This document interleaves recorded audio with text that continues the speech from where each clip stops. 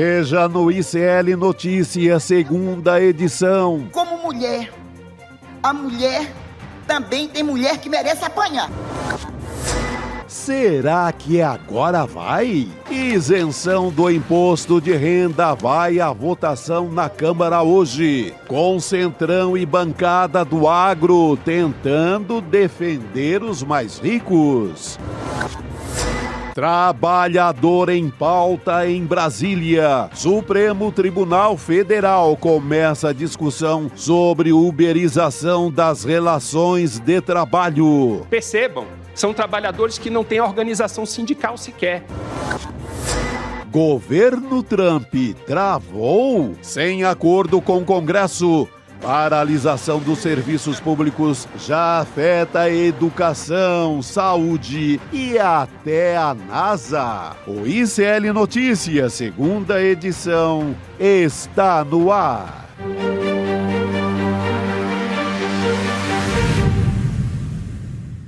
Olá, boa tarde. Seja muito bem-vindo, seja muito bem-vinda. Você que está chegando aqui ao ICL Notícias, segunda edição. Estamos ao vivo nos nossos canais do Instituto Conhecimento Liberta, Eduardo Moreira, no canal da Voz Trabalhadora, no YouTube. Boa tarde para você também que nos ouve pela Web Rádio São João, diretamente de Quixadá, no Ceará, e na Rádio Cultural, na região da cidade de Torres, no Rio Grande do Sul. Ao meu lado já estou com o meu parceiro Chico Sá, de todos os dias. Opa, Gabi, boa tarde, audiência. É um dia muito importante, né? Eu estou botando todas as minhas fichas nessa votação. Isenção para quem ganha até 5 mil. Isso vai dar uma mexida ali em pelo menos 10 milhões, né, de pessoas que serão beneficiadas. É uma injeção de grana na economia, melhora na vida das pessoas, coisa que a direita nunca fez, desde 1500 no Brasil. Pega aí um listão infinito de medidas aprovadas pela direita no Brasil, você vai encontrar golpe de Estado, você vai encontrar tudo que não presta, menos coisas como essa. Por isso ainda estamos aqui em suspense, para ver se essa gente vai votar ou não. Isso, a gente está esperando pela Câmara dos Deputados para votar hoje esse projeto, proposta que vai ao plenário sob fortíssima pressão popular, e também o Arthur Lira, que é relator do projeto da isenção, tem dito que não vai incluir emendas nesse texto. Eu vou chamar a Heloísa Vilela aqui. Quem quiser alterar o conteúdo vai ter que apresentar destaque, buscar voto, assumir também publicamente a autoria dessas mudanças, mas tem também gente querendo enfiar um monte de jabuti nessa proposta, não é isso, Elo? Boa tarde. Boa tarde, Gabi. Pois é, tem muita gente querendo enfiar jabuti. Arthur Lira está decidido a não deixar isso acontecer.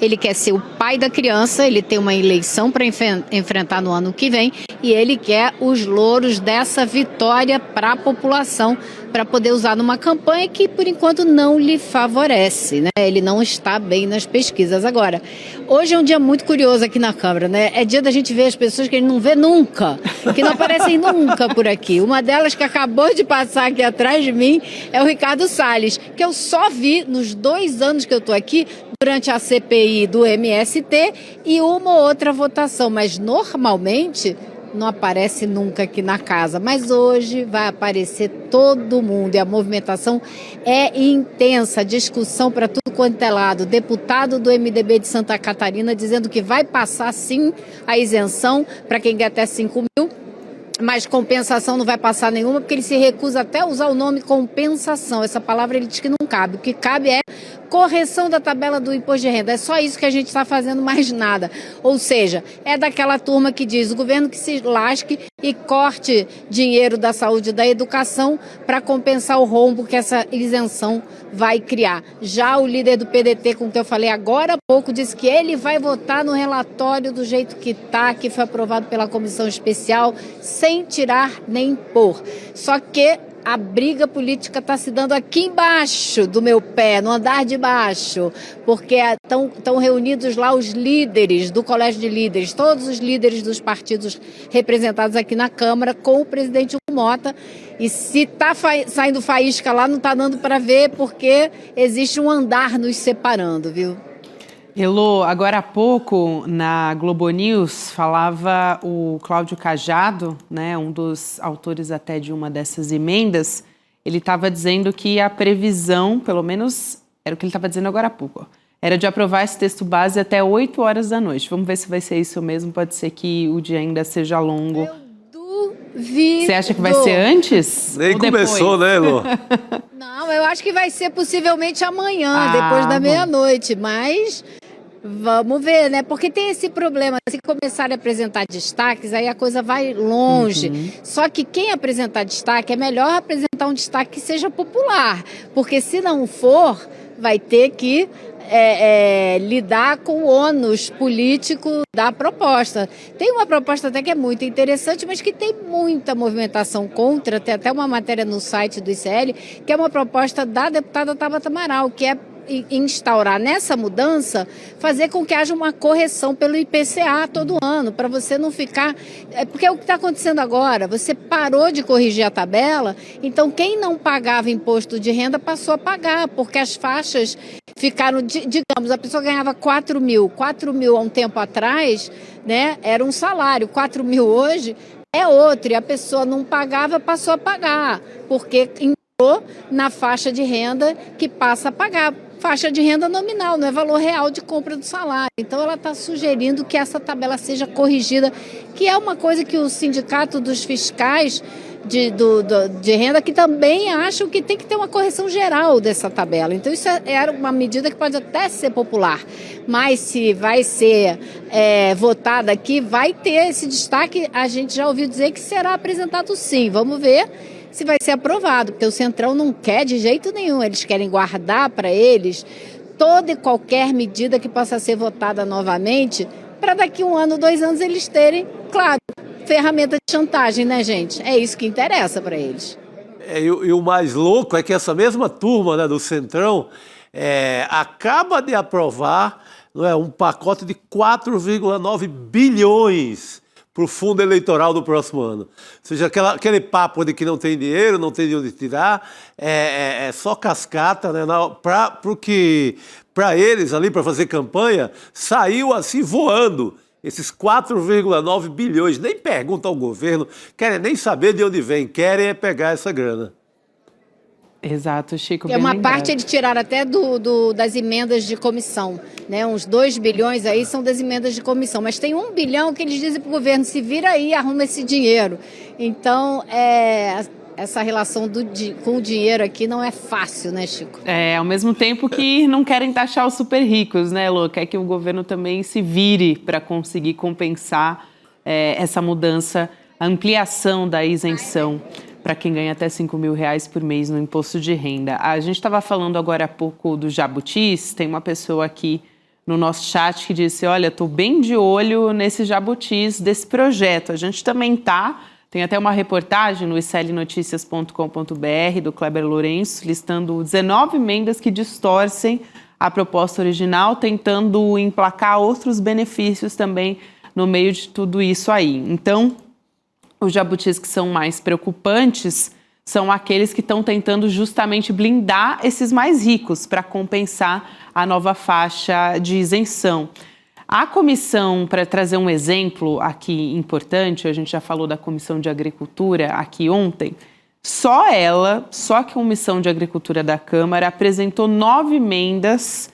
E somadas essas emendas, elas buscam tanto aumentar os privilégios fiscais para o agro, é lógico, Sim. E também eliminar a taxação das altas rendas. Ou seja, é realmente assim uma farra, né, Chico, para ser o mínimo. Farra total. Não, e aí tem a turma do agro, aí tem os deputados que, querendo agradar os seus donos, ou os patrocinadores das suas vagas na Câmara também, não querem tirar um centavo dos super ricos, porque na Câmara nem deve ter assim super rico, tem ricos.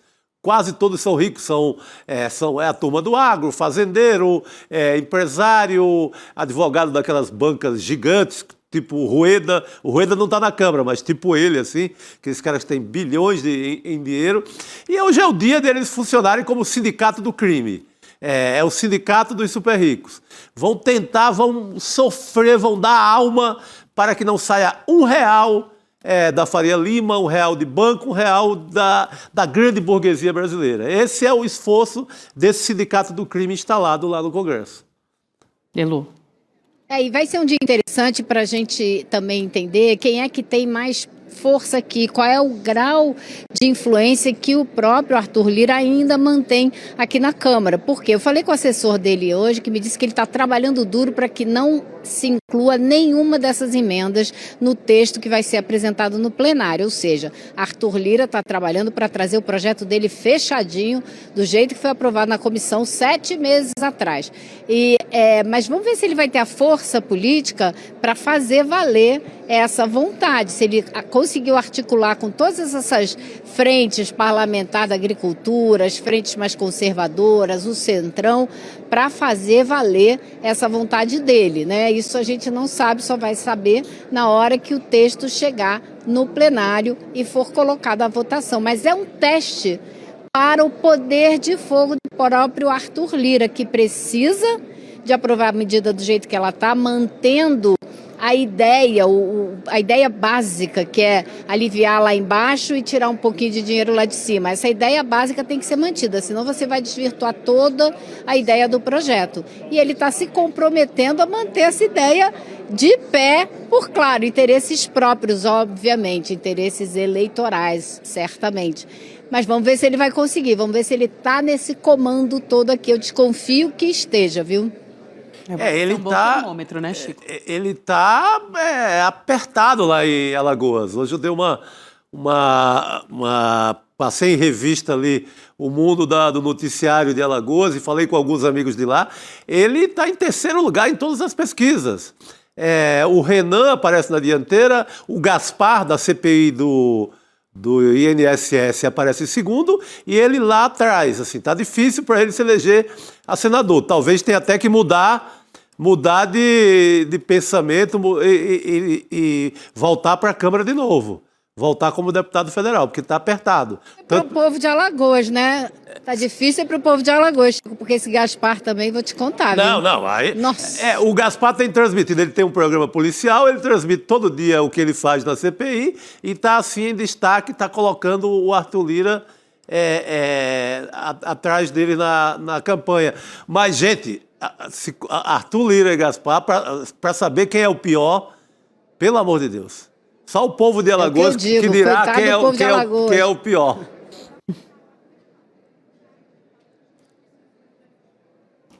Eu achei que a Elo ia completar a frase que ela estava continuando ali. Elo, eu queria trazer aqui também a discussão que começou lá no Supremo Tribunal Federal. Essa semana a gente acompanhou a posse do novo presidente do Supremo. Posso também trazer aqui agora essa discussão sobre a uberização. Primeira grande discussão, vamos dizer, que agora já está sob a presidência ali do Edson Fachin. Foi ao plenário agora, então nesse dia 1º de outubro, a gente está começando a falar sobre isso e já tem um pouco de um termômetro do que vai vir por aí.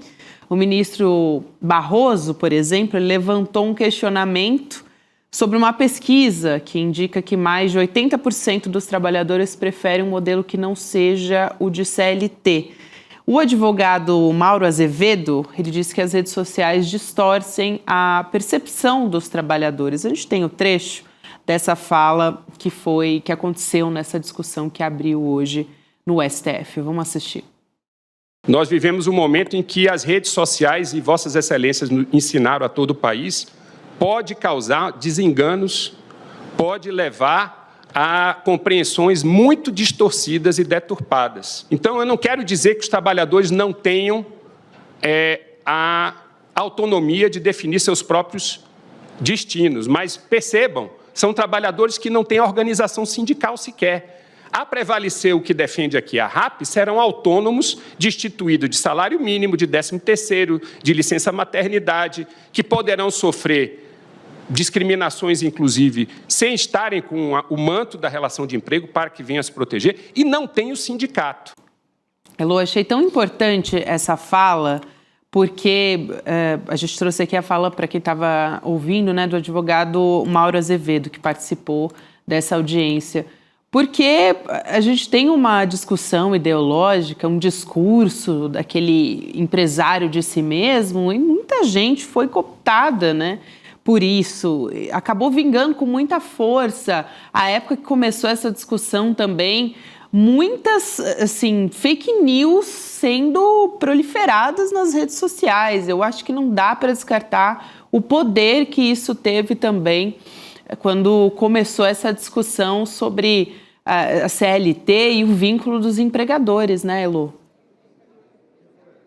Exatamente. Eu achei que ele foi de uma felicidade na colocação, porque ele conseguiu resumir muito bem boa parte do que interessa nessa discussão e trazer o Supremo Tribunal Federal para um sentimento que ainda é reinante na Suprema Corte, que é o papel que a Suprema Corte teve na defesa da democracia, na defesa do pacto político-social sobre o qual a gente vive. E foi isso que ele tentou evocar, né? Trouxe de volta, falou, vocês entendem isso muito bem, vocês sabem o que as mídias sociais fizeram com a cabeça dos brasileiros. Agora eu vou detalhar o que ele falou, né? Vou colocar mais palavras na boca dele para explicar, mas é isso que ele estava dizendo.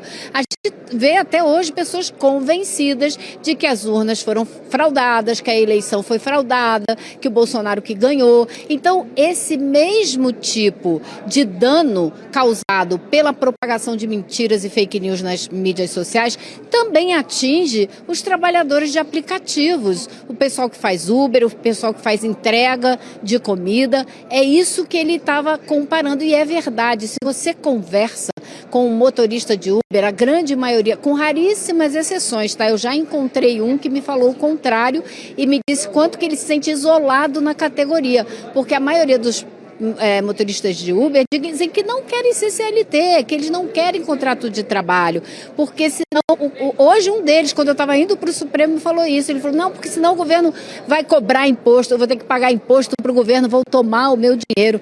Aí eu perguntei para ele, você já pensou que você nunca vai poder se aposentar, nós todos não poderemos nos aposentar se a gente continuar nesse ritmo? E foi um dos argumentos que foi levantado ali também na Suprema Corte. Se a gente corta com esse pacto social que prevê o quê? Cada um dá um pouquinho ao longo da vida para todo mundo no final poder se aposentar. Se a gente rompe com isso, é um vale tudo, é cada um por si, né? E azar de quem não tiver como se virar, quem não tiver como poupar um pouquinho para fazer uma previdência privada. Quem tem condição de fazer isso no Brasil?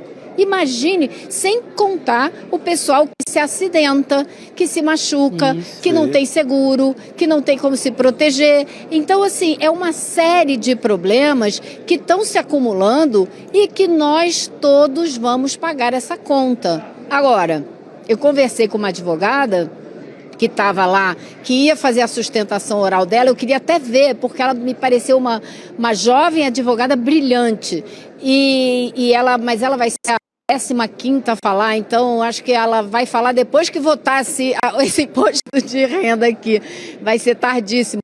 Mas ela estava justamente falando da pouca expectativa que ela tem, que a Suprema Corte se sensibilize com esses argumentos e que acabe dizendo que tudo bem, que não existe vínculo empregatício, que motorista de Uber é autônomo, é independente, pode escolher o que faz, pode escolher a hora que trabalha, e a mesma coisa o entregador do Rappi, porque hoje eram duas ações, uma do Rappi e outra do Uber, né? E que o ministro Fachin resolveu ouvir as duas ao mesmo tempo, uma logo depois da outra, e escolheu como primeiro caso dele como presidente do Supremo. Então estou curiosa para ver como vai ser o voto dele e como vai ser o voto do ministro Dino, quem sabe Carmen Lúcia, mas hoje em dia será que o Alexandre de Moraes também, né? Eu vi quase todos eles no meio das argumentações ali pegarem a Constituição, lerem um artigo, procurarem a lei, enfim, é muito interessante o processo, mas a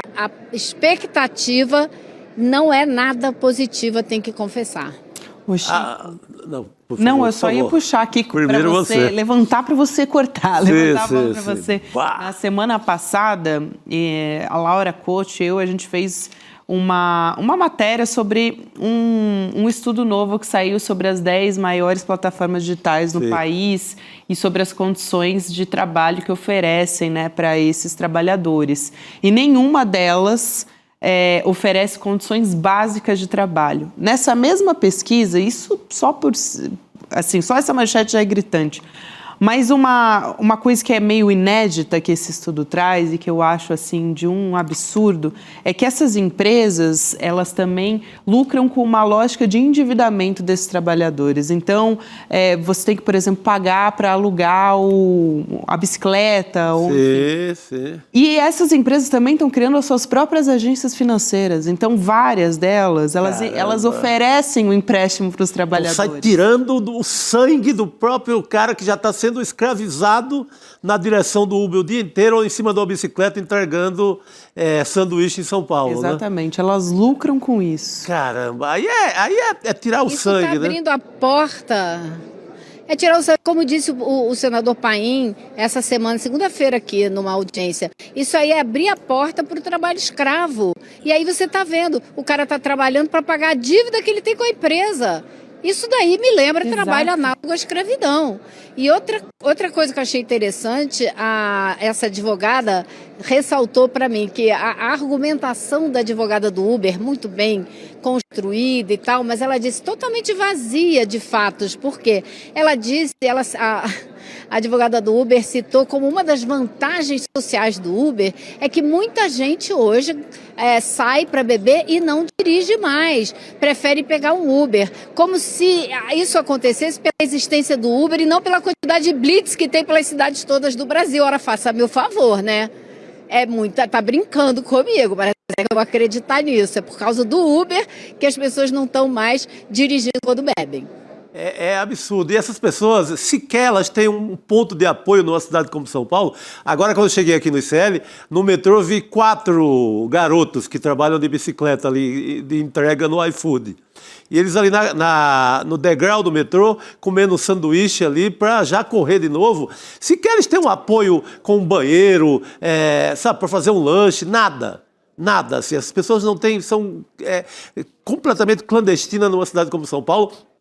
E você citou o ministro Veloso, eu queria lembrar que ele, em maio, ele estava numa festa na casa de um executivo, de um CEO chamado Diego Barreto, do iFood, cantando lá Garota de Ipanema.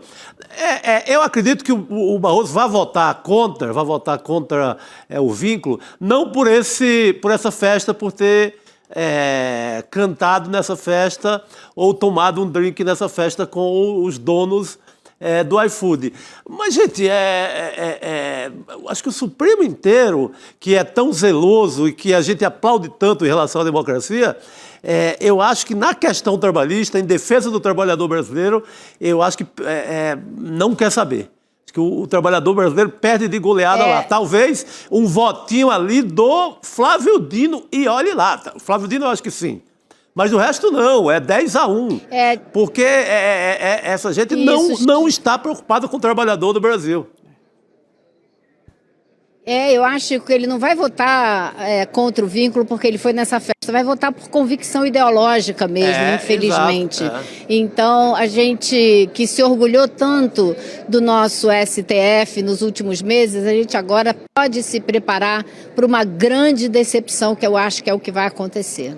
E tem a questão da PGR também, só para complementar o que você estava falando sobre alimentação das pessoas, né, Chico? Além de, muitas vezes, praticamente ganhar o que tem que cobrir ali, o custo do trabalho mesmo que eles têm, tem muita gente, muitas situações que são narradas de insegurança mesmo alimentar. Então, é esse o nível da coisa. Imagina entregar comida para as pessoas, né? Comidas muitas vezes caríssimas. Tem que ter dinheiro para comer. Você leva ali a comida do restaurante chique de São Paulo, sentindo aquele cheiro, e você não tem acesso. Você vai comer, no máximo, um cachorro-quente. Você não pode também levar para os seus filhos nada parecido com o cheiro que você passa o dia inteiro sentindo ali, alimentando a cidade inteira. É muito cruel. E é uma ilusão achar que não tem vínculo. Você tem vínculo, você tá pendurado ali naquele aplicativo. Se você não rodar tantas horas por dia, você não leva um centavo para casa. Aí fica multiplataforma, tá em todas para tentar, ele acaba concorrendo com ele mesmo, né? Ainda vem como você falou, ainda vem a financeira da plataforma acabar final com sangue, com faltava de sangue, tirar sangue do... Tipo, você tá endividado? Pega um crédito aqui comigo. Aí ela... né? Aí ele coloca ali um juro para matar. Então é uma cadeia de matança, né, do trabalhador. É surreal, Elô. E aí para também... Pode ir lá. Absurdo. Deixa eu só te dar uma coisa. O Flávio Dino fez um questionamento que eu acho que indicou algo. Ele perguntou a um dos representantes, mas vem cá, então essa relação trabalhista que vocês têm aí não é regida pela lei trabalhista porque não tem vínculo empregatício. Então qual é a lei que vocês têm que obedecer? É o Código Civil? É a lei a lei do consumidor, né, da defesa do consumidor? Como é que é? Como quem diz? Vocês não podem operar sem ter nenhum tipo de arcabouço legal que regulamente a atividade de vocês. Então, eu já achei isso um ponto interessante. Ele vai ser o cavaleiro solitário dessa briga aí. Vai ser o Quixote, não tem mais nenhum. Aqui, só para a gente fechar esse tema e eu não deixar de informar aqui, é uma notícia de ontem, mas tem tudo a ver com isso que a gente está falando. O Procurador-Geral da República, o Paulo Gonet, se manifestou contra esse reconhecimento de vínculo também empregatício entre os motoristas e as empresas de aplicativos. E aí ele alega que a decisão do TST, que é o Tribunal Superior do Trabalho, que reconhece o vínculo, fere o entendimento do STF e que viola o princípio da livre iniciativa. Então, também é mais ou menos nessa linha que a gente está conversando. Exato, Elô. Mas porque uma coisa assim, essa clandestinidade, o que significa? Porque significa que você não tem proteção nenhuma. Porque o que seria interessante era o uberizado ali, o motorista, o entregador, ter pelo menos a opção. Eu posso ser CLT ou então eu não quero mesmo. Mas eu vou ter um seguro de saúde, eu vou ter uma garantia mínima de alguma coisa. Pergunta para ele se ele é contra 13º, se ele é contra plano de saúde. Exatamente. Eu duvido que alguém seja. Se ele é contra uma remuneração digna, que ele tenha direito ao mínimo necessário, sabe? Pelo menos para manter... Férias remuneradas, gente. A pessoa não pode parar, porque se para não ganha. Exato. É ser desumano, não dá. Exatamente. Então, aqui, só para também não deixar de falar a respeito disso, a gente tem aqui uns minutinhos ainda com a Elô, Chico, mas é que essa discussão realmente é muito importante, foi muito importante a gente trazer aqui também, dedicar um tempo a mais para falar sobre ela. Agora, a gente estava falando sobre agro, sobre condições precárias de trabalho, tem uma outra história aqui que eu não quero deixar de trazer, da Associação Nacional dos Auditores Fiscais do Trabalho, acionando o STF contra o ministro do Trabalho e Emprego, Luiz Marinho. Os auditores estão alegando que ele está agindo para frear um processo contra a JBS por trabalho análogo à escravidão. Então, o ministro assumiu o processo e os auditores consideram isso uma violação à independência da fiscalização desse trabalho análogo à escravidão, né? O trabalho escravo. O processo contra a JBS ele já tinha sido concluído pelas instâncias normais e essa empresa, ser incluída nessa lista suja do trabalho escravo que sai agora, no dia 6 de outubro. Só que aí, quando o ministro assume, né, o Ministério assume uma reavaliação desse caso, ele abre caminho para que a JBS não entre nessa lista que vai sair agora, nessa próxima lista. Então, é realmente algo que... É famoso no popular, tremenda sacanagem, né? Quer livrar a cara do bonitão lá, do Batista lá, dos Batistas, na verdade, da JBS. Porque se está na lista, se foi constatado que tem serviço análogo à escravidão, lista direto. Você não quer nem saber quem é, se é amigo do rei, se não é, bota na lista e pronto, como qualquer um outro. Lembrando, né, Elô, você que conhece muito bem também, o Joesley Batista, ele tem sido um dos empresários, aliás, o único que tem acesso ao alto escalão ali do governo Trump, porque uma empresa lá dos Estados Unidos que pertence à JBS fez uma doação, assim, muito robusta para a posse do Donald Trump, se eu não me engano, 5 milhões de dólares ali em torno. Também está assumindo essas negociações porque é do setor de carnes e a taxação contra o Brasil aqui nesse setor é de 50%. Então tem uma boa relação ali, né? A JBS e esse setor do empresariado com... muito poder envolvido, né, Lu? Eu acho que essa questão toda aí tem dois problemas muito sérios, né? Um deles é justamente a JBS ter sido flagrada numa granja, né? Fazenda, criação de aves, com 10 pessoas em situação análoga à escravidão, dormindo no local de trabalho, sem alimentação adequada e fazendo justamente o que os motoristas de Uber e entregadores de bicicleta fazem. Trabalhando para pagar dívida com a empresa, tá? Mesma coisa. Daí a gente vai vendo como as coisas são parecidas. E é uma empresa terceirizada, mas é da JBS o local. E aí, o que a gente tem? Desde abril, os auditores fizeram a apuração, fizeram o levantamento, constataram, resgataram essas 10 pessoas, analisaram tudo, fizeram todo o trabalho técnico que tem que ser feito. E agora, na hora em que, no mês, 15 dias, 20 dias antes do nome da empresa entrar nessa lista suja, o ministro do Trabalho vai lá e diz, sabe o quê? Quem vai decidir se entra ou não sou eu, porque tem um artigo numa lei de 1940 que eu posso usar para trazer para mim essa decisão. E foi isso que ele fez. Então, além de ser um absurdo, o que a JBS estava fazendo tem o absurdo de você desrespeitar todo o serviço dos servidores públicos que fizeram o trabalho de levantamento. E mais, o que eu ouvi hoje de pessoas que são ligadas à associação, que estão trabalhando com a associação desses auditores, é que não só eles estão revoltados com o que o ministro fez, entraram no STF pedindo explicações, qual foi o critério que ele usou para tomar essa decisão, eles também já vinham com uma série de reivindicações, porque no governo Bolsonaro eles perderam várias das suas competências, ou seja, houve um esvaziamento da força do trabalho dos auditores. Claro, você acha que o governo Bolsonaro queria auditor dessas situações de trabalhos análogos à escravidão? Não, não queria. Agora, eles chegam neste governo do presidente Lula e vão passar por uma situação dessa que os desrespeita, os desqualifica através da pessoa do ministro, fica difícil, né, gente? Tá bastante complicado. Então são dois problemas, cada um mais grave do que o outro. Tremendo desrespeito aos auditores, né? É o cara que está lá no campo, é o cara que viu, que testemunhou que havia uma situação que não é humana para se trabalhar. Aí o cara é desautorizado depois pelo ministro? Não dá.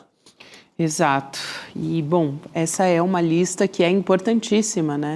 Tem muita coisa, além do poder envolvido, enfim, baliza muitas decisões que vêm daqui para frente. É uma lista muito séria e que precisa, né, esse trabalho precisa ser feito também com muita seriedade. Não dá para aceitar esse tipo de manobra, para dizer o mínimo. Elô, bom trabalho por aí, porque eu sei que vai longe o negócio, e no emprego não deve nada a ninguém. Fala, Elô, desculpa, seu áudio estava mutado aqui. Não, estou dizendo que tem que ser feito pelos servidores públicos, claro, que não devem nada a ninguém, que tem estabilidade no trabalho e que fazem de forma técnica. Isso não pode ser desrespeitado, jogado no lixo. Exatamente. Mas vamos lá que o Congresso me aguarda, né, Gabi?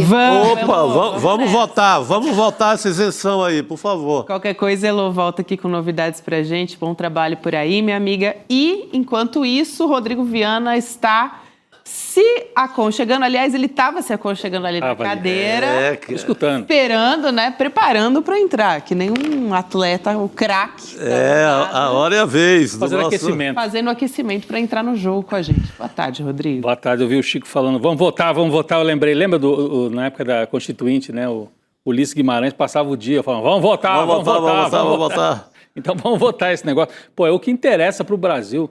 Imposto de renda, isenção até R$5.000, é o grande projeto desse. Pelo amor de Deus, cara. É o que precisa ser aprovado, precisa muito ser aprovado. É isso, a gente está na expectativa aqui, como disse a Elô agora há pouco, enquanto a Elô estava no ar aqui com a gente, ela contou que o colégio de líderes dos partidos estavam reunidos com o Hugo Mota, então a qualquer momento a gente pode ter novidades sobre essa votação, sobre essa pauta que vai ser colocada ali na Câmara dos Deputados. Quem dera fosse o velho Ulisses, né? Conduzindo. O comando ali. Seria mais tranquilo. A gente passava rápido. Sem susto. Aqui é com emoção, vai ser com emoção mesmo.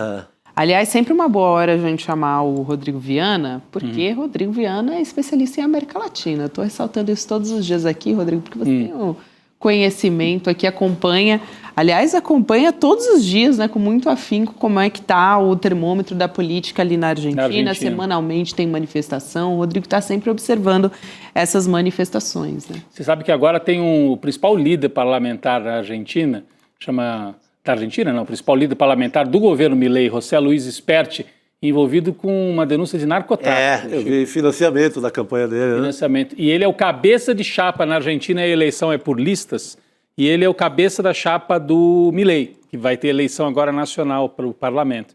E é uma denúncia gravíssima, mais uma crise no governo Milei que está aos trancos e barrancos.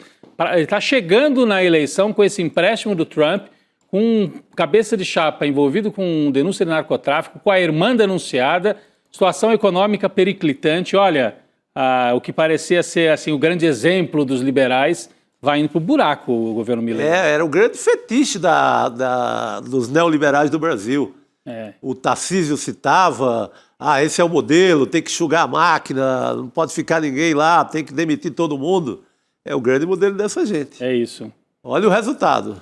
Pois é, e aí a gente vai ter a estreia em breve do nosso novo documentário original aqui do ICL, que é o Vai Pra Argentina, Carajo. Quinta-feira que vem. Quinta-feira que vem. Apresentação, então, online, gratuita, para todo mundo que se inscrever no link, que está aqui embaixo, icln2.com.br. E também a gente tem, para quem está nos acompanhando por vídeo, pela televisão, o QR Code aqui na tela para você apontar o seu celular e poder acessar da mesma maneira.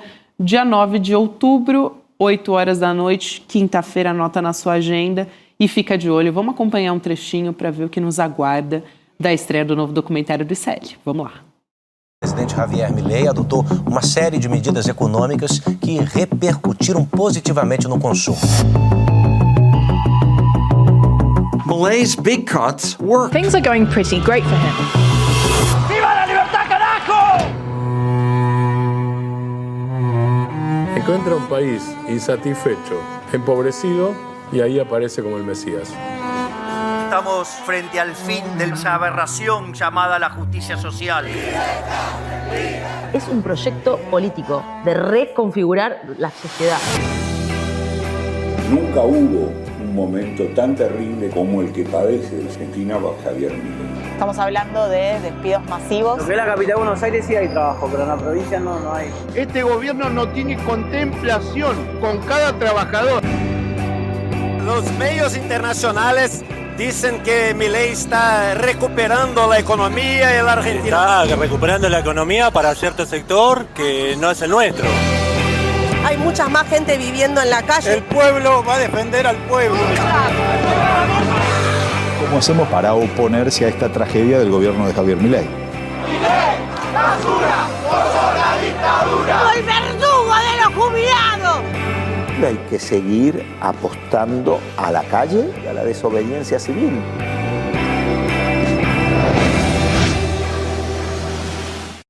Aí o nosso documentário com estreia, fica o convite para todo mundo nos acompanhar aqui, vale muito a pena. É a sequência, né, do documentário Vai para Cuba, Eduardo, e agora a gente tem o Vai para Argentina, carajo.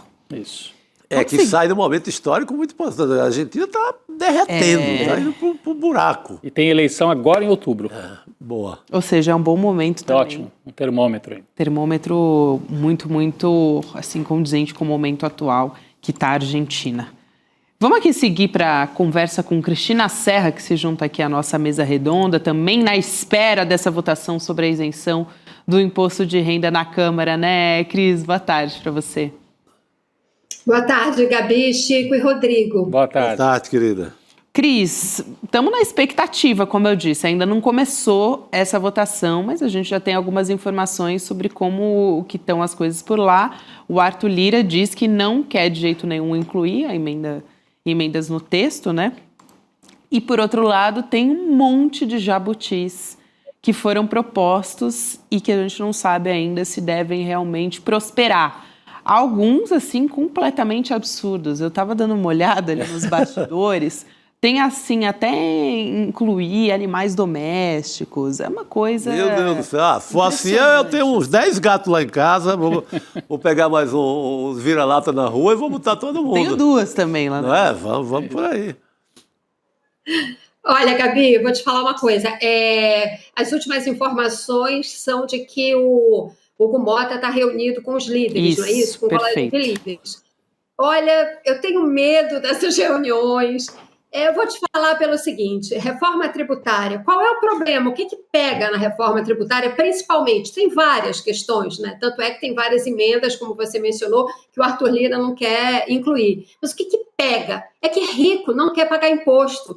Ainda que seja, né, essa proposta de aumento de imposto para os super ricos no Brasil, que está nessa proposta, né, você tem que compensar de alguma forma a ampliação da isenção, taxando quem ganha mais. Mas é quem ganha muito, muito, muito mais, né? E não chega a 150 mil pessoas no Brasil, né? São os mega, hiper, super ricos, né? Esse pessoal não quer pagar nada além do mínimo que eles pagam hoje. E é isso, para mim, né, do meu ponto de vista, isso é que está pegando. Não querem mesmo, né? Claro, tem outras questões também.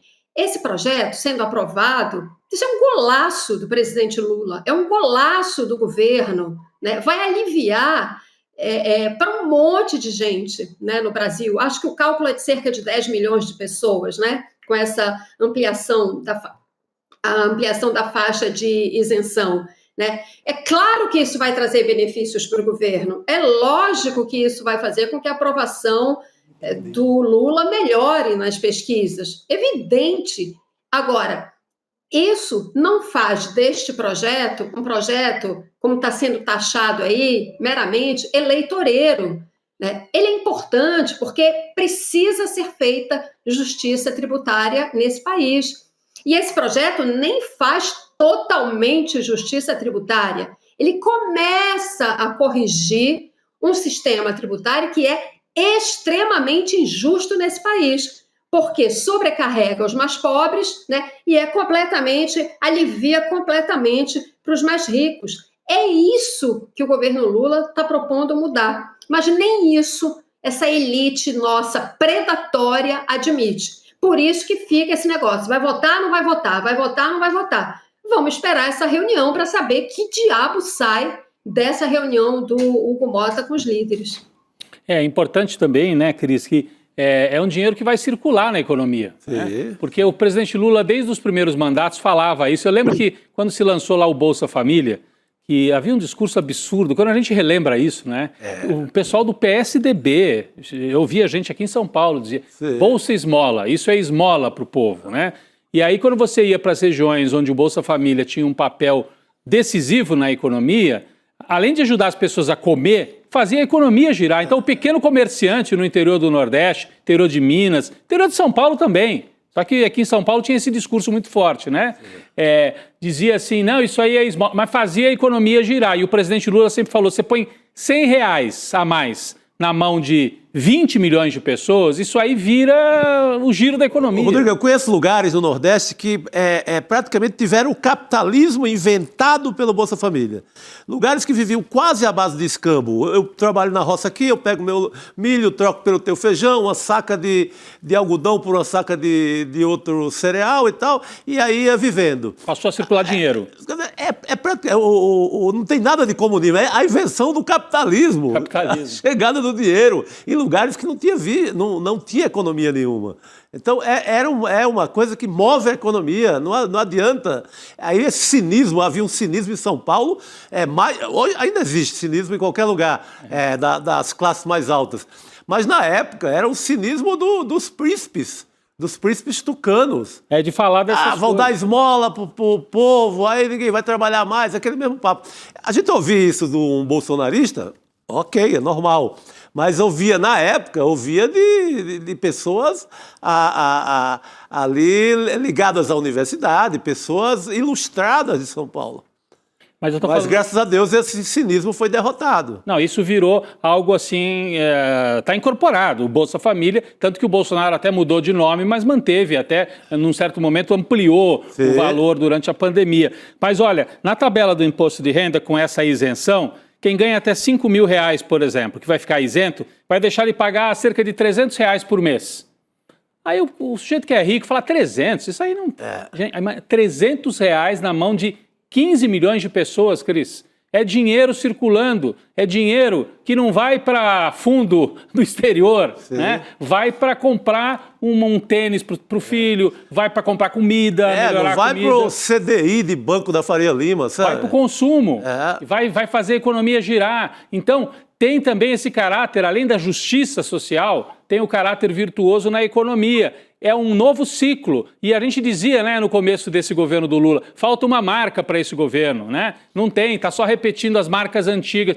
Essa aqui pode ser a marca, né? Essa aqui pode ser a marca. Então, tem essa importância também de mostrar que... Por que é importante eleger um governo? Porque opera mudanças desse tipo. Faz o dinheiro circular, opera para quem precisa mesmo. Então, é algo que pode ter uma mudança significativa já para o ano que vem. Por isso que é tão importante. Cris, quer comentar? E olha, só um detalhezinho aí, no meio dessa discussão toda, tem uma questão política local, lá de Alagoas, que pode ser que ajude a empurrar a votação, né? Porque o Renan Calheiros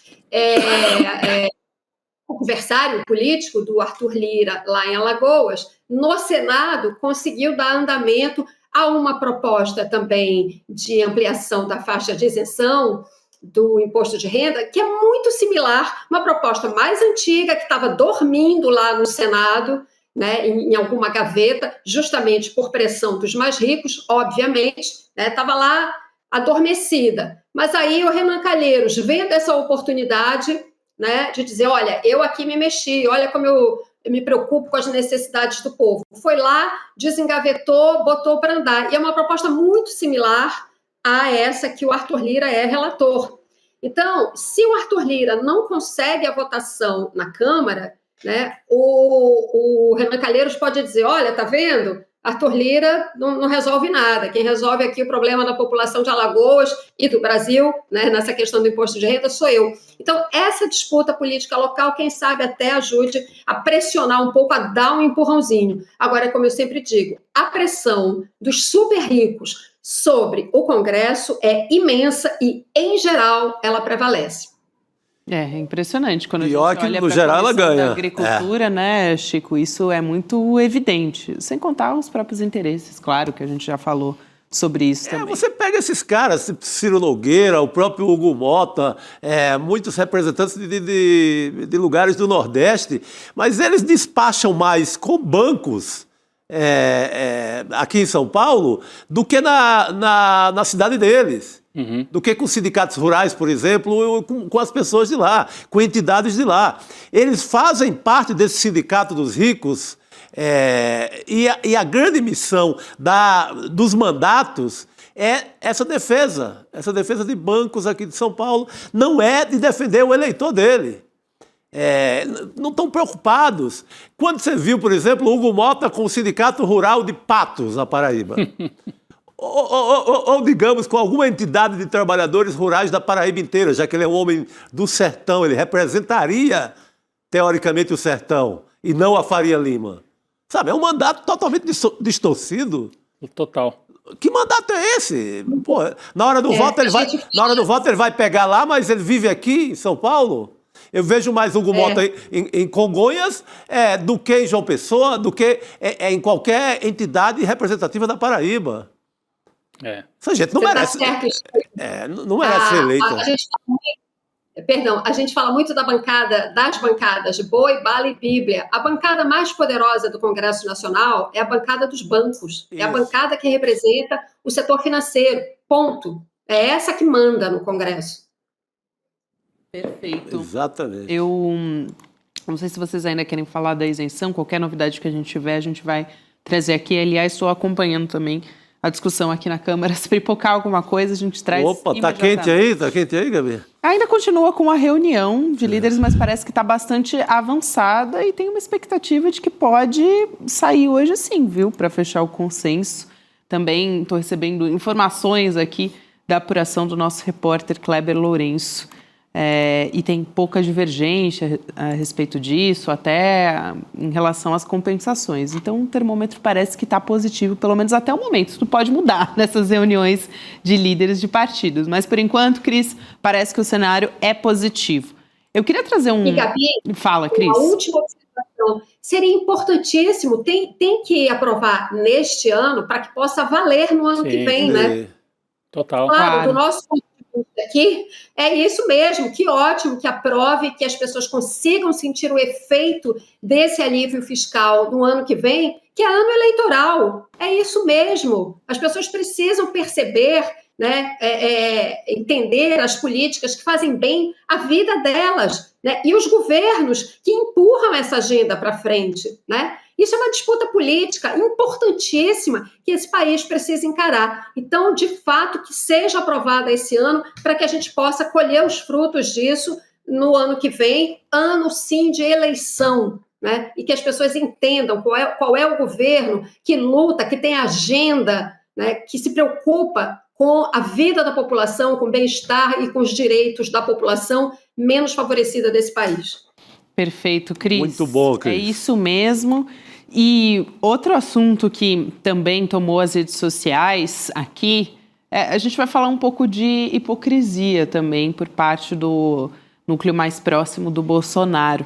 Porque tanto o senador Flávio Bolsonaro como também o Carlos Bolsonaro, o vereador, né, do PL, eles voltaram a falar, né, a criticar, na verdade, as medidas cautelares e a prisão domiciliar do Jair Bolsonaro. Só que eles foram para a rede social agora, teve uma publicação que foi apagada, então eles postaram e depois excluíram. Muitas vezes, né, não é um arrependimento, não, às vezes é estratégia mesmo. Eles publicam e depois apagam. O Flávio Bolsonaro, ele postou uma foto do pai dele, a gente vai colocar aqui na tela para quem nos acompanha. É uma foto do Jair Bolsonaro bastante sugestiva, parece que são grades ali. É uma foto em que parece que ele está preso mesmo, não sei se é uma montagem. Não, é atrás do portão. Atrás do portão. É o portão. Da casa dele, da luxuosa casa dele em Brasília. Tá desfocado o portão em primeiro plano e o Bolsonaro... Aquelas fotos que fizeram no Bolsonaro quando ele estava para fazer exame, isso. Algumas imagens que os fotógrafos conseguiram fazer. Agora dá para ver melhor ele em casa mesmo. É uma dessas fotos, só que mais aproximada, então dá a impressão de que é uma prisão realmente, né? Que são as grades de uma prisão convencional. Mas o mais importante é o texto, né? Que o Flávio Bolsonaro coloca naquela primeira postagem ali. Ele está dizendo, parem a tortura, pelo amor de Deus. E aí ele replicou essa foto, enfim. O Carlos Bolsonaro também falou em tortura, foi para as redes sociais falar o seguinte, o Jair Bolsonaro segue preso, mesmo sem denúncia.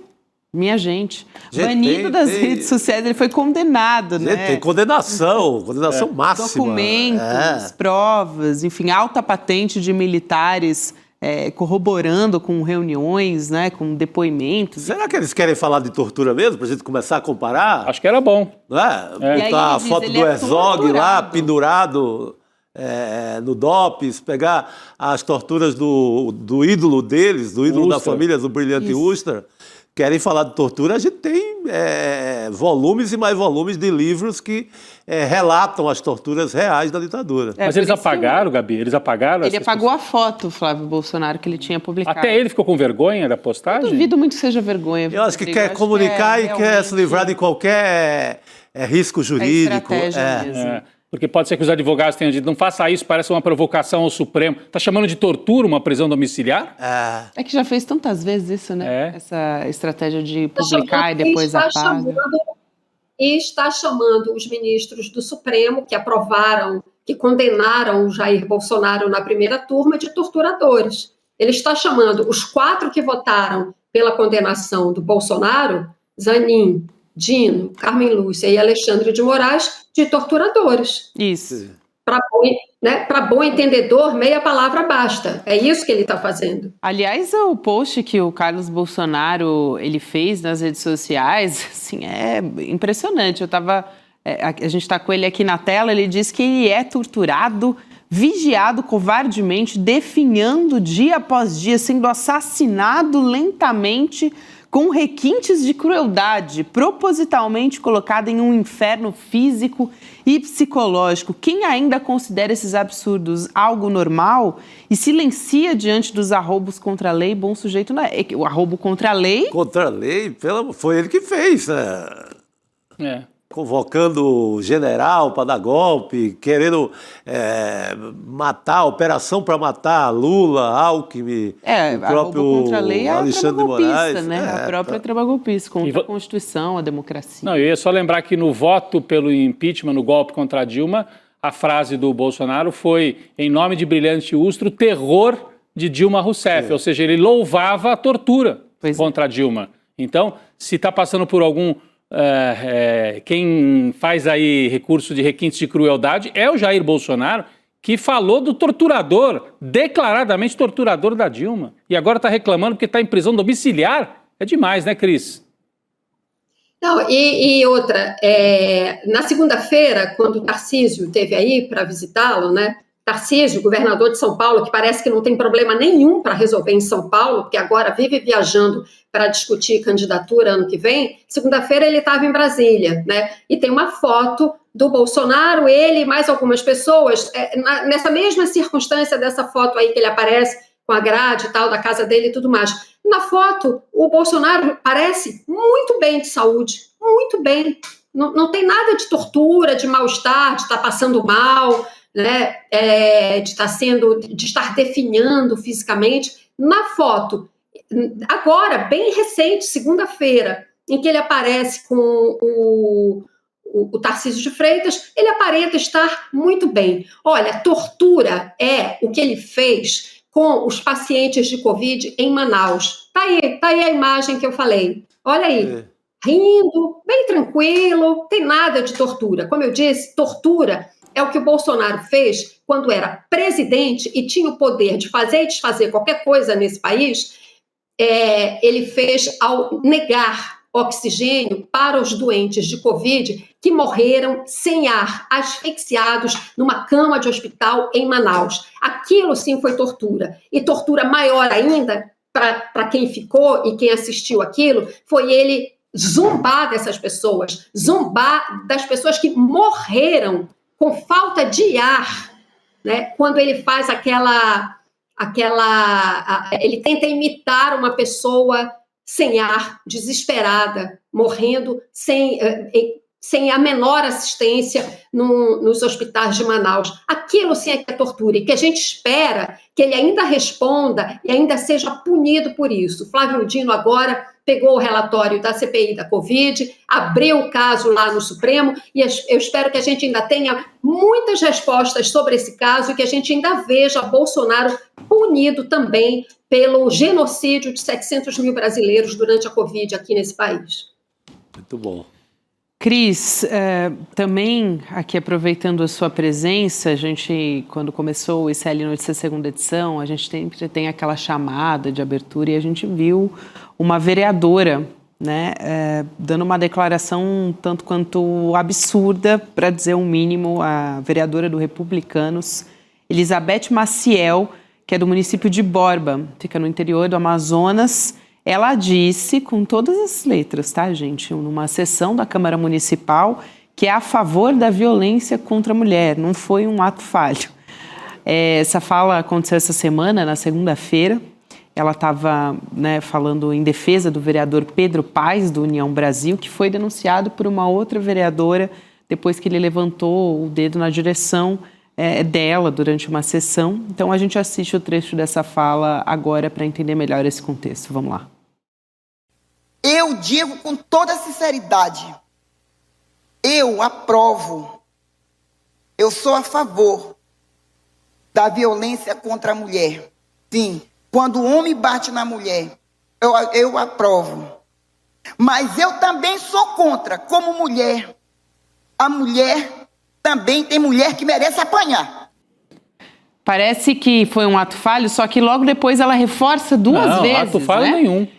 Então ela realmente, assim, não tem mal entendido nessa fala, não. Depois ela foi para as redes sociais pedir desculpas pelo discurso de ódio, disse que foi uma fala extremamente infeliz, que ela usou uma expressão totalmente inadequada e que não corresponde com o que ela realmente pensa. Ela disse ali com todas as letras, é o que ela acredita. Foi o que ela disse em vídeo. Ela, inclusive, repete, ela dá ênfase, né? É uma fala, inclusive, pausada, não é no meio de uma comoção, de uma briga, de um bate-boca. Ela está ali num púlpito, me parece o púlpito onde falam os vereadores, né, dessa Câmara Municipal. Portanto, uma fala concatenada, bem pensada, né? É o que ela pensa. Essa desculpa que ela gravou depois é porque ela viu, evidentemente, a repercussão nas redes sociais. Esse vídeo chegou para todo mundo, né, pelos mais diferentes canais. Agora, uma coisa aqui para a gente observar. Ela é do Republicanos. Republicanos é um partido ligado à Igreja Universal do Reino de Deus, né? Uma igreja neopentecostal, com discurso ultraconservador, de submissão das mulheres, né?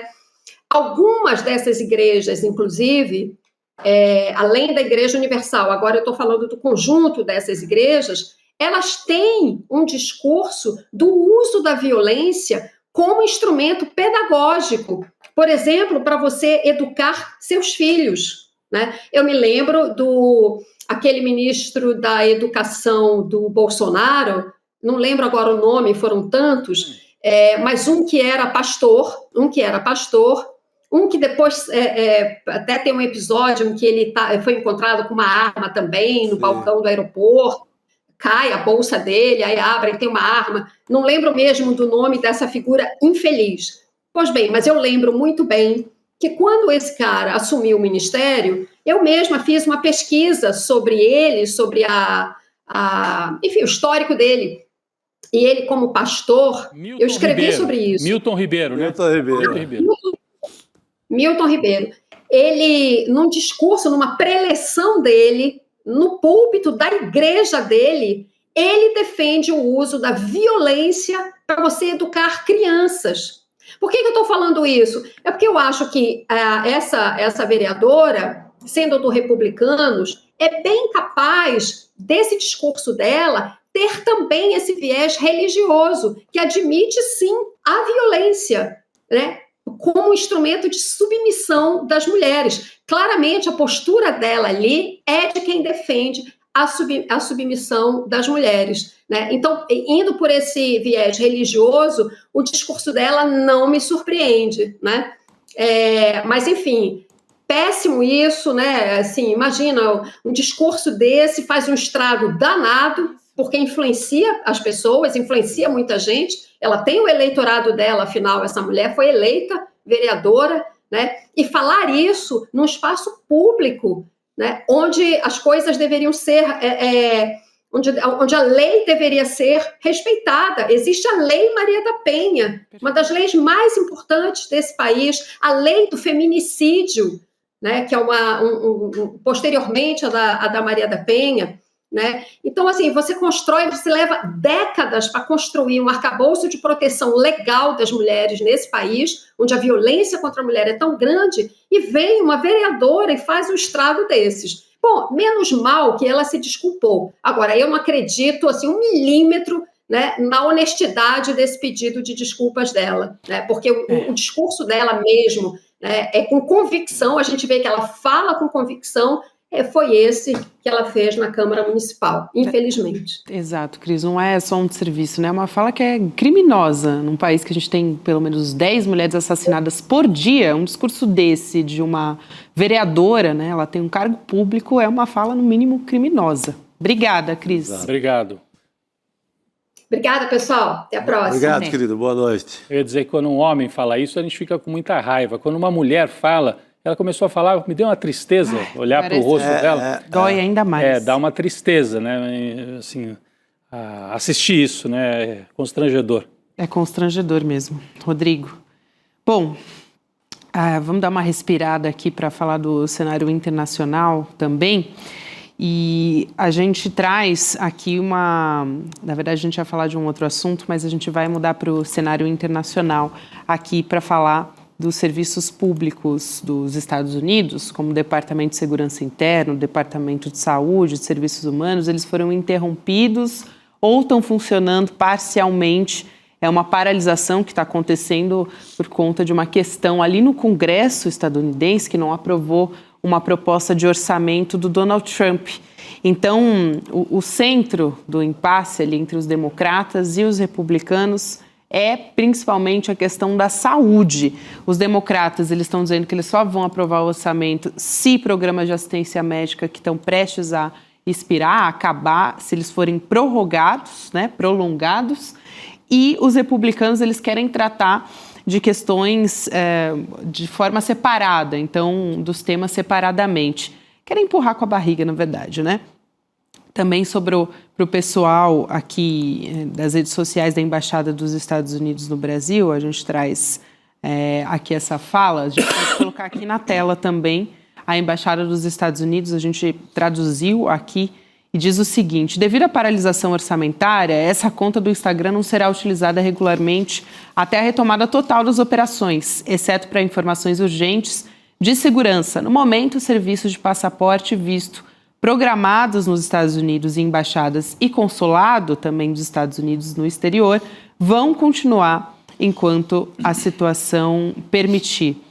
Para mais informações e tal, e aí eles pedem para acessar o site. Então, é um momento que a gente tem falando aqui do shutdown nos Estados Unidos. Eu queria entender todas essas implicações com o professor Leonardo Trevisan, professor de Relações Internacionais, conversa sempre semanalmente aqui com a gente no N2. Professor, muito boa noite e quero entender o que está em jogo nesse cenário, qual o tamanho da gravidade de tudo isso. É o que é que está em jogo, Gabriela. Boa noite, Gabriela, boa noite, Rodrigo, boa noite, Chico, boa noite a todos que nos escutam. Olha, Gabriela, o que na verdade tem é um processo que são diferentes análises que precisam ser feitas. A primeira delas é que foi cobrado dos democratas uma ação mais firme em relação à oposição ao governo Trump. Isso é um dos atos, né? Esse é o primeiro movimento mais firme. Segundo, né, normalmente, e o presidente do Senado, o Joe Turnip, cobrou isso dos democratas, dizendo que sempre aceitam uma prorrogação para ter mais tempo de negociação, queria até o final de novembro. Os democratas não aceitaram. Não deram os votos necessários para isso. Por quê? Porque precisa de 2/3 do Senado, precisa no mínimo 60 votos, os republicanos têm só 50. Né? Então, e eles conseguiram 3 com negociações e tudo mais, mas ficaram longe dos 60. Então precisa sentar com os democratas para conversar. Por que os democratas foram tão duros? 2 motivos. O primeiro é esse que você comentou. Que, de fato, os cortes orçamentários propostos atingem diretamente o que sobrou de atendimento médico, de programas de saúde pública, que alcança principalmente os mais pobres. Os democratas estão dizendo, não dá para fechar esse tipo de programa, inclui vacinação, para você ter uma ideia. Então, de alguma forma, os democratas estão cobrando isso. Mas o real motivo da paciência dos democratas estarem esgotadas, os democratas dizerem, olha, nós não vamos em frente nisso, é porque ficou mais do que claro que não adianta fazer acertos de orçamento com os republicanos no Congresso, agora abre aspas, porque o presidente Trump não cumpre. Isso quer dizer o seguinte, quando o Congresso faz alocações orçamentárias que ele, Trump, não concorda, ele apenas não cumpre as alocações.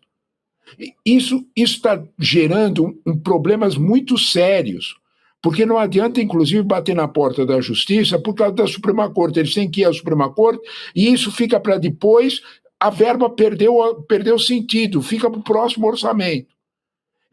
Esse é o principal motivo pelo qual os republicanos os democratas estão apertando a corda e dizendo não tem negócio. E não aprova o orçamento fazendo shutdown. Porque, de fato, principalmente para verbas sociais, as verbas nunca chegam, mesmo aquelas que são combinadas com os republicanos. Esse é o principal motivo. É claro que nós temos aí também uma questão política, Gabriela, né? Que são os democratas se preparando para as eleições de meio de mandato, as eleições de midterm, que ocorrerão em novembro do ano que vem. Eles estão mais ou menos esquentando os motores para isso. Mas não é esse o motivo principal. O motivo principal é, de alguma forma, fazer valer o que fica combinado no Congresso. Mas é mais um sinal, assim, de uma certa decadência. Não é a primeira vez que isso acontece, né, professor? Isso já aconteceu várias vezes na história recente dos Estados Unidos. A última, não por coincidência, no governo do Trump, no governo anterior do Trump, né? No governo do Biden...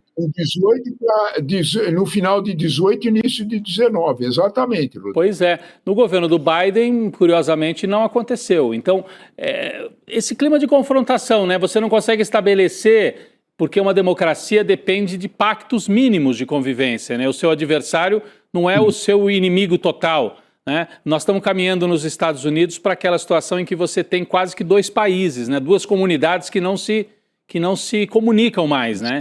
Então você perde o campo comum. Exato. Um orçamento público depende disso, né? Você precisa de 60 votos ali, você precisa de um campo mínimo comum, né? Que todo mundo respeite. Então, no Brasil você tem ainda mais ou menos isso funcionando, né? O SUS, algumas regras que são comuns, que todo mundo aceita, que estão dadas, né? E nos Estados Unidos parece que isso está desaparecendo, ou pelo menos se esmaecendo nos últimos anos, né? 2 professores universitários, hoje nos Estados Unidos, Charlie Pope, fez exatamente essa tua mesma ponderação, chamando a atenção para a morte da política, chamando a atenção para o espaço da negociação, que a polarização chegou a tal ponto que as lideranças políticas têm medo das suas bases. A liderança democrata não negocia por medo da base, a republicana é a mesma coisa. Né? As bases são tão violentas, são tão fortes, né? que de alguma forma é muito difícil você conseguir esse consenso. Mas, né, o consenso não é cumprido pelo presidente, o consenso não é cumprido pelo executivo. É essa a maior reclamação dos democratas. A democracia não está, de alguma forma, a política não está funcionando. Os acordos não valem. Né? Isso não é só no orçamento, viu, Rodrigo? Nós temos situações bastante complexas. Isso não é só no orçamento. Mas, de alguma forma, o modo de praticar a política nos Estados Unidos sinalizam o fim das negociações, os dois lados parados em seus feudos, parados em suas armaduras. Não é desse jeito que se faz política. Né? E isso é o pior dos presságios. E parece que os dois lados estão esperando ver o que vai acontecer nas eleições em novembro do ano que vem para saber se alguém perde a maioria ou se os republicanos conquistam uma maioria mais forte. Em outras palavras, né? O país parece que está paralisado e governado como se fosse uma autocracia. Isso é um ponto central. Né? É isso. Os últimos acontecimentos dos Estados Unidos, das últimas horas e as últimas presenças do presidente Trump não são nada favoráveis a um exercício tradicional da política na democracia americana. Não são favoráveis nesse sentido. Professor, eu quero trazer um outro assunto internacional aqui que começou a aparecer no final dessa tarde, enquanto a gente estava preparando a nossa programação, o ICL Urgente, o ICL Notícia Segunda Edição também, que é sobre a flotilha humanitária global, a Sumut. Ela foi interceptada hoje por navios israelenses. No total, são 15 brasileiros a bordo da flotilha, né? No total, então, entre eles o ativista Tiago Ávila, também tem a vereadora do PSOL em Campinas, a Mariana Conte.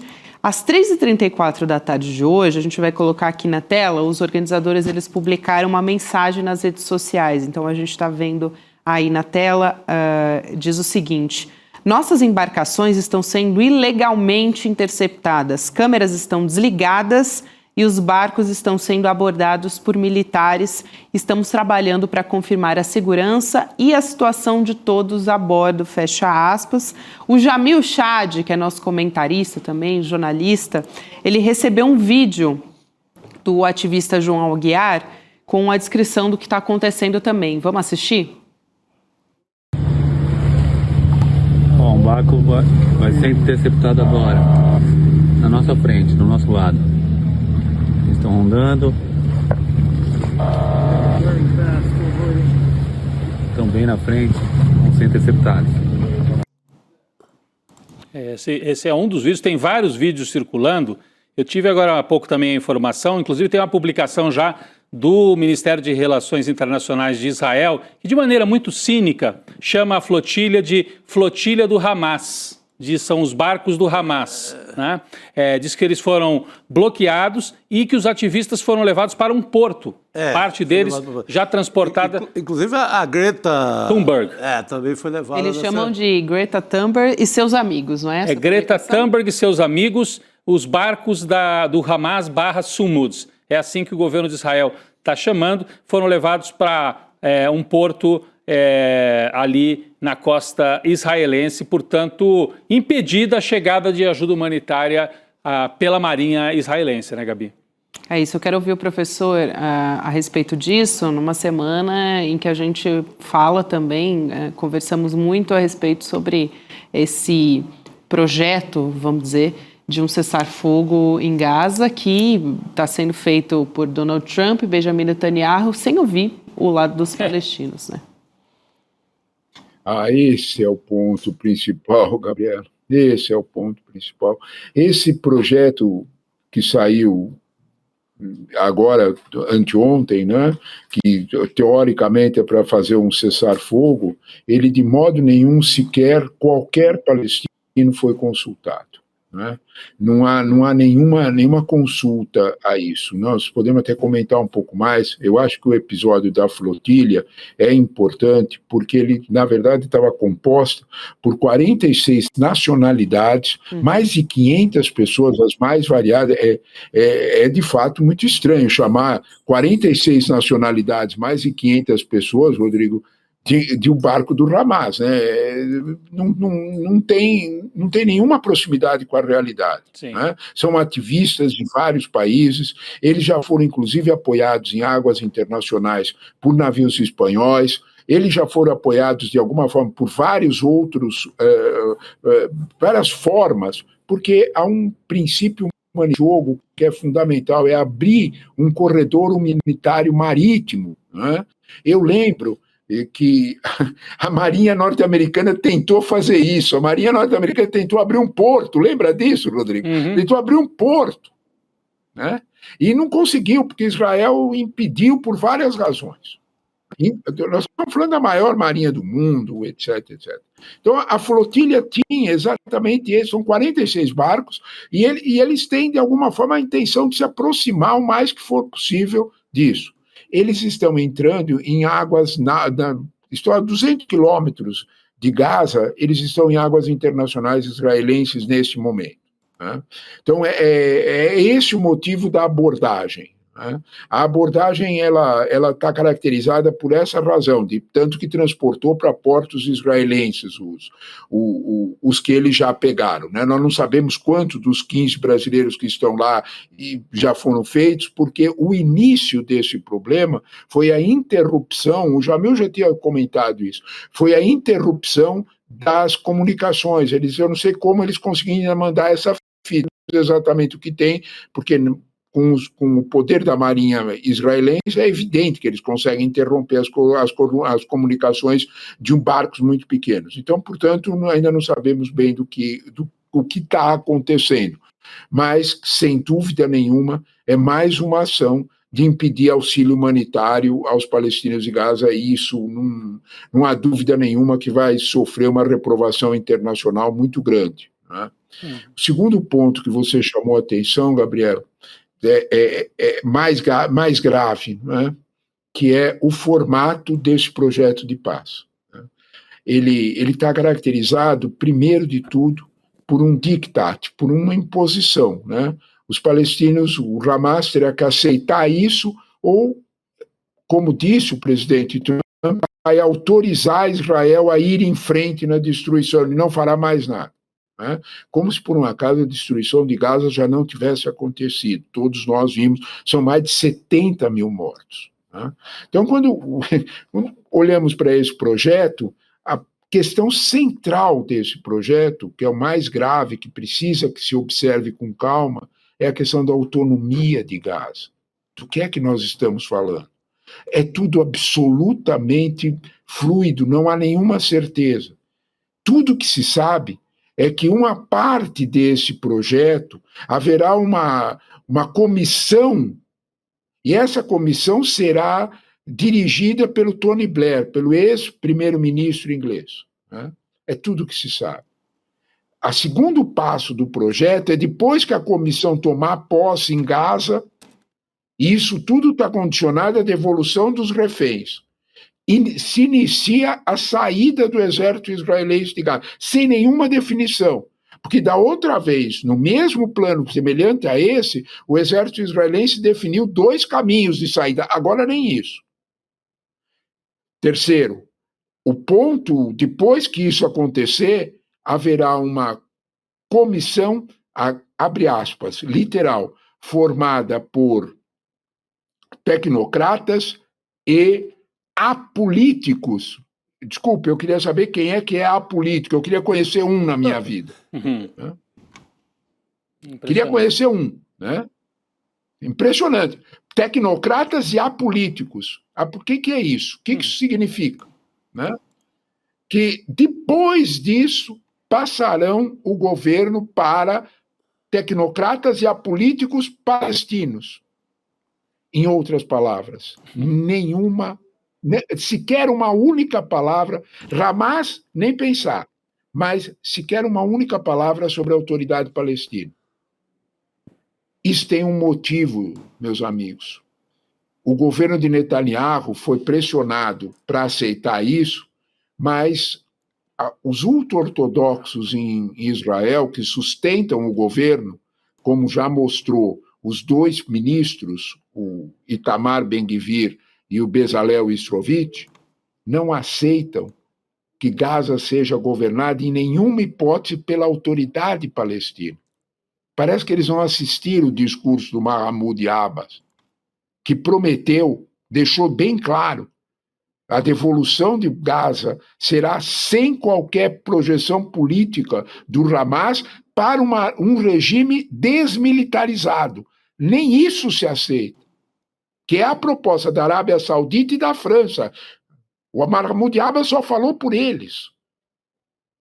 Então, nós estamos caminhando para uma situação muito curiosa em Gaza, em que, como disse o presidente Trump, será feito uma reconstrução de Gaza com investidores internacionais. Desculpe, os investidores internacionais vão reconstruir aquelas milhares de casas onde moravam famílias palestinas, ou eles vão reconstruir o resort? Isso. É disso que nós estamos falando. Né? Portanto, nós estamos à beira de um passo de tornar legal ou tornar suportável o processo de completa destruição da presença palestina em Gaza. Ao contrário do que o mundo inteiro está dizendo, vamos para a solução de 2 estados. 2 integrantes do Conselho de Segurança da ONU, o Reino Unido e a França, falaram isso. Nada disso está valendo e, de alguma forma, esse processo segue em curso. Né? Para terminar, eu chamo a atenção, desculpe, porque esse assunto é realmente complicado, Sim. A gente fala demais sobre ele. Para completar, a única pessoa que foi convidada para estar nas negociações entre Trump e Netanyahu foi ninguém mais, ninguém menos do que o genro de Trump, Jared Kushner, que é o arquiteto dos acordos de Abraão do primeiro, lá no primeiro mandato do Trump, e que é o organizador, por isso, da viagem de Trump à Arábia Saudita, da renovação de Gaza sem os palestinos. Fundamento. Desculpe, trata-se de negócio, não se trata de nada além disso. Então, de alguma forma, quando nós olhamos para esse quadro, nós vamos dar uma tintura de legalidade para para uma reconstrução de Gaza que nada tem a ver com o seu povo. Com os palestinos. Isso nem sequer a Arábia Saudita e França aceitam. Não é esse o projeto. Não é isso que eles pretendiam. Exato. Não sei, isso vai ficar numa situação ainda mais grave, porque a promessa é, se o Hamas não concordar, os avanços acontecerão, e nós sabemos que o território de Gaza é totalmente ocupado por Israel, isso é indiscutível. Professor, é isso. Obrigada pela análise certeira desse cenário que é tão complexo e tão grave. Até a próxima. Obrigado. Eu agradeço. Desculpe que o Rodrigo estava falando que você fez uma pergunta e acabei me estendendo muito, mas é que o assunto é realmente delicado. Muito bom, professor. Excelente sempre as suas análises, professor. Muito obrigada. Um abraço, meus amigos. Grande abraço, professor. Aliás, parece que a coisa está caminhando lá no Congresso, viu, Rodrigo? Opa. Saiu o parecer das emendas, o Arthur Lira publicou já aqui a apuração do Kleber Lourenço, que já recebeu o documento aqui. Parece que já aprovou algumas emendas, então a 21 a 2776, que são de parlamentares que tinham sugerido algumas emendas ali sobre preservar isenção para lucros até 2025, estabelecer cálculo proporcional. Não vi ainda aqui nada de muito grave, tem uma janela de isenção também para lucros e dividendos. Vamos ver como é que isso vai se desenrolar a partir disso, porque estava com a expectativa de o Arthur Lira não aprovar nenhuma, né? Algumas parece que foram aqui negociadas. Tomara que não tenha desvirtuado mesmo a ideia central do projeto. É isso, e a gente continua acompanhando. Aliás, a nossa programação aqui continua, a gente ainda tem a provocação histórica hoje, mas também continua o acompanhamento de toda essa história do Congresso Nacional lá no nosso site, né, no iclnoticias.com.br. Os nossos repórteres estão de olho nisso. O Kleber Lourenço também está com assim, todos os olhares voltados lá para o Congresso. Está fazendo um belo acompanhamento, né? Quase minuto a minuto. É isso aí.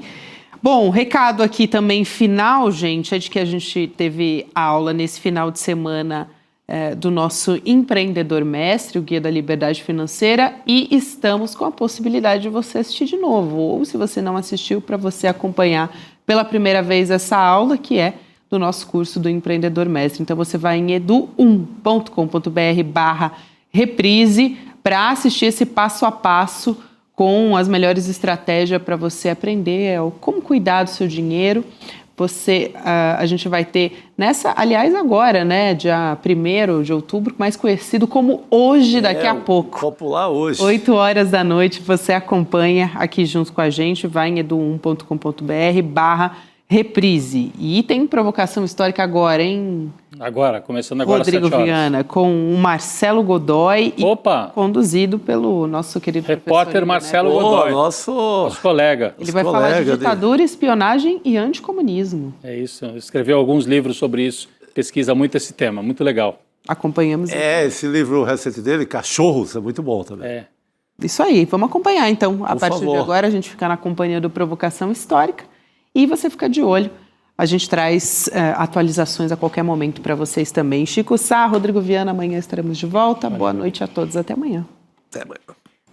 Viva la libertad, carajo! Esse era o grito de guerra de Javier Milei para seus apoiadores. Um rugido de um anarcocapitalista de personalidade instável e autoritária, mas que para milhões de argentinos significou perder direitos, perder emprego, perder rendas, perder futuro. Eduardo Moreira foi então à Argentina investigar o que a mídia não mostra. E aí vem Vai pra Argentina, carajo! A verdade que precisa ser contada. É um filme continuação do premiado Vá para Cuba, Eduardo, que é sucesso internacional do ICL. A estreia de Vai para Argentina, carajo, vai ser dia 9 de outubro, quinta-feira, às 8 da noite. Se eu fosse você, eu não perderia por nada. E é de graça. Até lá. Você sabia que todos os nossos programas estão no Spotify? A notícia não pode parar e agora você pode acompanhar todos os nossos programas onde e quando quiser. Siga nossos canais no Spotify e tenha acesso ao Chico Pinheiro Entrevista, Desperta ICL, Rolê e muito mais. ICL no Spotify. Informação que te acompanha.